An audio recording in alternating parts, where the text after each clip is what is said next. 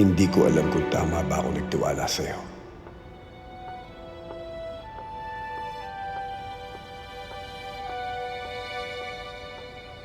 Basta ang alam ko,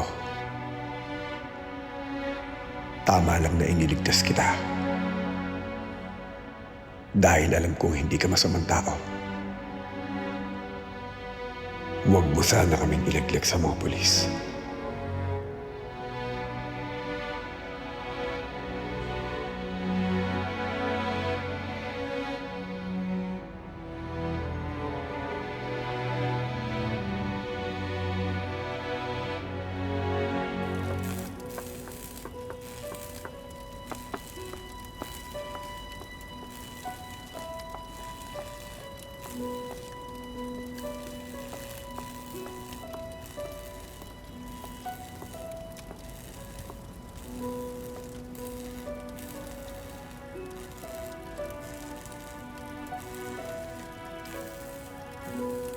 Hindi ko alam kung anong mararamdaman ko kay Tanggol.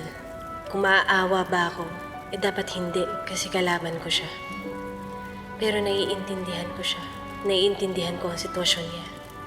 Siguro tama siya. Baka naipit lang siya ng sitwasyon. Kaya ito ngayon ang kalagayan niya. Pero dapat kong labanan ang nararamdaman ko dahil alagad ako ng batas. At kailangang hulihin ko siya.